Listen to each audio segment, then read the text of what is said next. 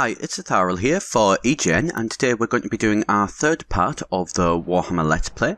So obviously we are playing as Tythlia, and she has managed to get her claim into the second half of this island that she's attempting to take in the old world. So she's expanding further into the same duchy, intention being that eventually she will actually be able to claim the whole of the duchy as hers.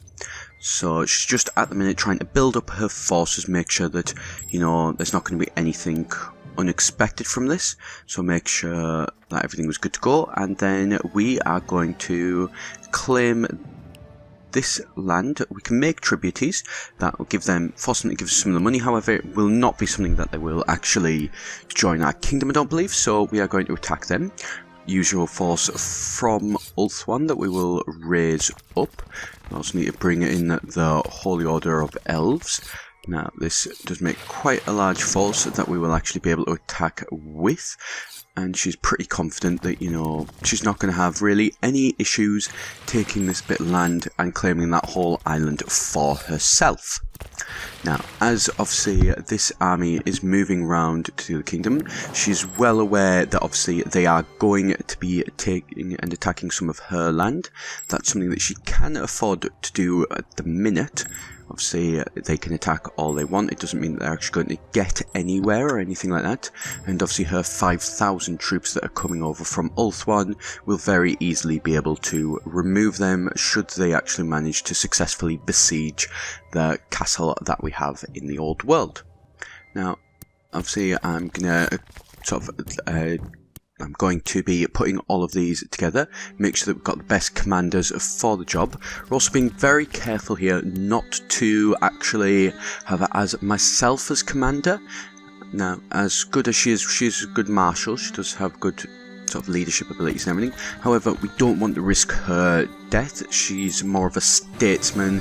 She wants to sit back at home and organise the troops rather than leading them directly in battle herself. So there we go, that's very easily managed to take over that kingdom, which is good. So we'll get that all, get all these put away. There's no sense in paying for troops if we aren't actually going to be using them. So let's have a look, see what's going on here with this courtier. So considering giving him a title, yep, so we're going to give him the title of that land, just to protect it. One thing that we are well aware of here is that our king is not exactly the most trustworthy person in the world, and so obviously he does have rights to be able to claim to revoke any lands that we have that we are apparently ruling in his name, despite the fact that we have actually taken them for ourselves, and this is something that we are not going to allow him the opportunity to do. So we are going to expand further into these kingdoms. This is all of these 1, 2, 3, 4, 5, 6 islands all make up a kingdom just off the coast of the old world, and so they are where we're going to focus on first to try and claim. And there is our High King, the Emperor basically of Ulthuan, the title that of course we are aiming to claim. Now if anybody does have any ideas for how to go about claiming that, they have any advice on what they'd like to see me to do in this, please do feel free to comment in the comments below. Obviously I am more than happy to take on suggestions and try and see how they go. And so let's go and have a look back in Ulthuan, see how we're doing. Obviously regularly checking our councillors to make sure that they are as efficient as possible. Have a look at some of the tax laws and everything. Obviously we'll increase the tribal tax, not that it matters, we don't actually have any tribal vassals at the minute, but better safe than sorry. Okay, now we could increase those, but obviously we can't change for another 5 years any laws, so we'll leave those for the minute. Managed to get some more gold, so we're saving up quite a nice little bit here. Obviously we do want to expand our kingdom, and let's have a look. So let's improve this, so we are actually going to be getting more troops from these lands. Although one thing I am thinking of doing is I am thinking of taking the land that we have in the old world and giving it to my son once he does come of age. So that's something we will certainly be looking at doing. Obviously, get him ready to be leading the whole kingdom should we die. I'm going to change this guy around. He's dotting around the whole of these islands just to make sure that we definitely do have some claims going on, trying to fabricate them. Let's have a look.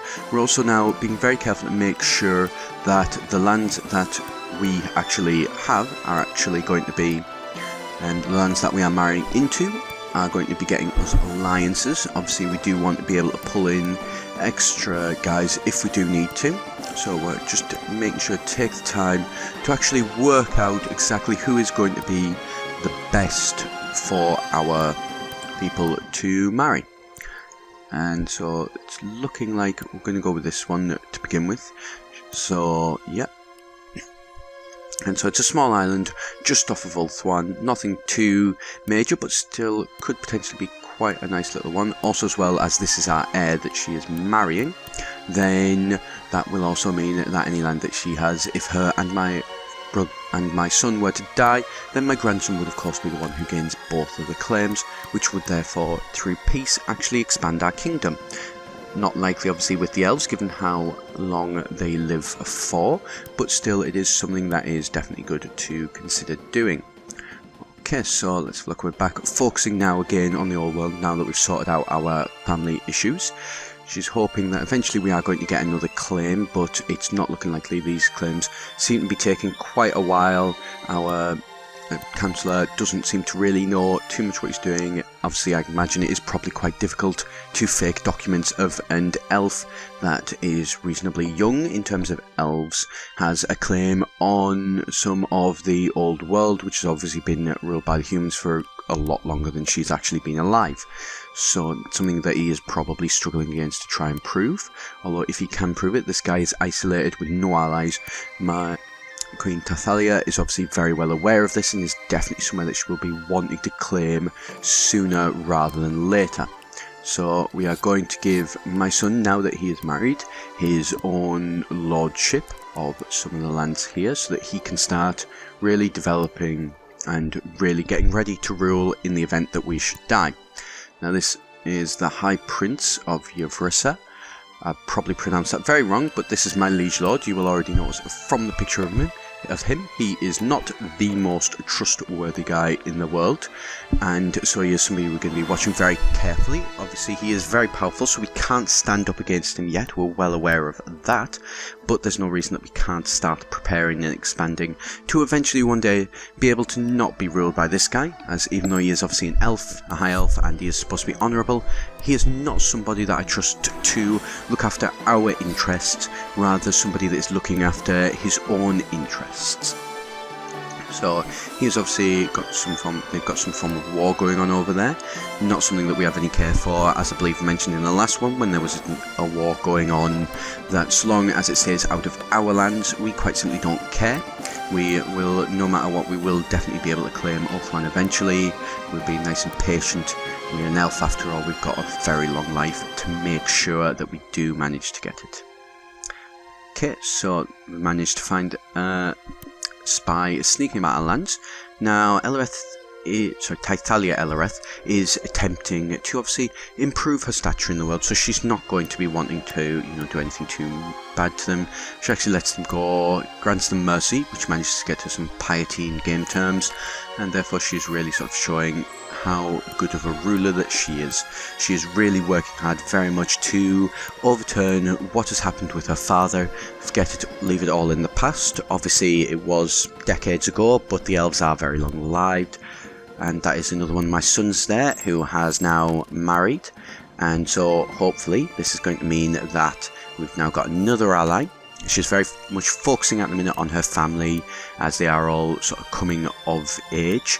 So let's have a look and see what she is going to be doing. So he is demanding that we give him some money. The first sign that he is not the best ruler if he is mismanaging his money, which he certainly is. The last war I believe that he was in has cost him pretty much his whole personal coffers, and so he has basically been bankrupt and relied on us to save him. Now this is something we are willing to do for the minute, although it's something that we are definitely not going to be doing for very long. We have reasons that we need our money for. We need to build up our armies, and this is something that we are not just going to let him get away with. We will remember it. We will eventually return all this in kind and be able to revolt against him, although Tythlia is definitely going to be keeping that bit secret for the minute to make sure that she actually is getting all of her lands nice and ready. Going to look at potentially expanding making some extra castles and such, so that way she's eventually going to be ready to defend should the worst happen and the Lord decide to revolt against her. And so we're just having a look at seeing what it is we can do to improve our lands. Obviously our direct lands we get more troops for, so that's something that we do want to get, although the thing is that we are also having to consider is that we are also having to balance them compared to funding projects for our vassals to make sure that their lands are improving as well. Obviously, if somebody was to decide to attack us over in the old world, we are quite isolated. They would likely be able to take some lands from us, although they would be able to besiege them and claim them, although not get them for definite. Now, this is something we would then be able to rectify by bringing in a large army of about 5,000 elves from Ulthuan, but, you know, if we can avoid doing that, we can sort of defend our kingdom by actually not having to bring in Ulthuan, then brilliant. That will show that our kingdom is actually quite strong. So let's have a look, see what's going on. So our councillor seems determined not to claim get any claims for us. This is not exactly great, but it's something that we are having to deal with, and hopefully eventually we will be able to get a claim. And there we go, our third son has finally come of age. Now obviously we are infertile, so this is all the sons that we're going to be having, but 3 sons, all of whom are going to be leading our kingdom and expanding our family is always a good thing. So we're going to have a look, try and again focus on the family side of things very much at the minute, making sure that we are actually going to be getting the best allies. There's no sense really of the idea of love or anything like that at all in this. We are very much focusing on what is going to be best for the kingdom and the family and thinking sort of long term. So let's have a look. So we have actually discovered that there is this land of high elves that are off in sort of the new world, very near to the dark elves, who are obviously our sort of ancient enemies from Malekith, and so we're going to support them a bit, I believe, and try and see if we can, you know, form an alliance with them. I believe it does seem to be the thing that is probably best for us at the minute. Okay, now we do have a claim from our husband to claim Whitereach, obviously, as we've seen there, but that is something that we're not going to really push. You know, that is for another liege lord, and it's something that we already actually have our son currently married to the Duchess, Duke, whatever her name is, of Whitereach, so it's not something that would the Lady of Whitereach, I should say, and that's not something that would benefit us in the long run if we were to attack and get that claim. Rather, it better to just wait and use her as an ally to bring her into the war if it was something that she actually, you know, is willing to do. Which obviously, the one good thing about the elves is that because we live so long, we can develop quite good friendships with them and ensure that they are somebody that we are going to be, you know, able to bring into a war should we ever need them. So I've learned. Definitely, Tythlia has learnt a lot from her father Tythar, who obviously did not check allies or consider any of those at all when he first actually, you know, attacked into the old world, and was one of obviously the biggest problems that he had. Tythlia is definitely not going to be somebody to repeat the same mistakes. So let's have a look, see what is going on over in the old world. We do have quite a bit of money, so it's something we could consider doing. Now, one thing that I'm just checking to make sure that my lord, so I am actually bringing in some money. One thing that I'm not doing though is bringing in money from feudal vassals, so anybody who actually has a sort of a castle keep, that's okay, because they do actually give more troops to me if I was ever in a war, which of course is going to benefit me in the long run, keeps them a bit happier by not having to tax them. And there we go. We have our second son has had a daughter who is actually named Tythlia, so that's excellent. Somebody that we are actually going to make sure that we, you know, bring her into the sort of the family, and if he wants to name her after myself, then brilliant, we are going to let him do that without a doubt. Okay, so let's just have a look, check through here, see to make sure that we do actually have all of the best of our sort of councillors, and they're all the best ones that they can be, to be obviously being the most effective. One thing that I'm aware is we're only getting about 5 gold or so a month, not a massive amount, so we do still need to be quite careful with the amount of money that we are spending. Obviously, if we were to go into a larger war that took a long while, this is something that would be an issue. We're going to have a look as well, see what is going on in the rest of the old world. Obviously, the Imperials are managing to hold their land up in obviously the northern wastes and everything. There is all of the chaos, but for the minute we are just focusing on this little bit of land in the old world until eventually we can actually claim all of it. It's going to take a very long time obviously to claim it all, but we will steadily expand in it. I do believe once we actually have what's equivalent to maybe a kingdom or two in this land, we do believe then it will be time to be able to usurp our land and eventually become a queen in our own right rather than just a princess. So just having a look again, like I mentioned, obviously making sure that our lands are obviously developing, and not really too sure what we're going to do at the minute, as obviously I am recording these vocals afterwards, and so obviously can't quite remember what my exact thought process was. Do remember that one though. Obviously I have decided to change to stewardship just to improve the amount of lands that I could hold myself if needs be, as obviously it is very much a case that as I'm now fertile, there's no point focusing on family to increase my fertility, and being an elf there is no point using it to increase my health, as elves are that healthy, they're probably not going to die anytime soon at the best of times. Okay, so we are in a pretty good place now. We've obviously got a good bit of money saved up to be able to actually expand our kingdoms. We have obviously managed to get into the old world with a good footing on these 2 bits of land on this one island of Etharal, and so I think this is roughly where we are going to probably leave it. We're just going to spend a little bit longer, get a little bit of money together and make sure that we're in as good a position as we can be. One thing there, I do actually have my grandson, which is excellent, so we will also as well probably at some point looking about trying to see if we can bring our grandson into our actual court, as that way we can get a bit of control over him and potentially decide how it is that he actually marries. Obviously this is something not too much worry for him, but something we may need to consider for the son who has given us a granddaughter.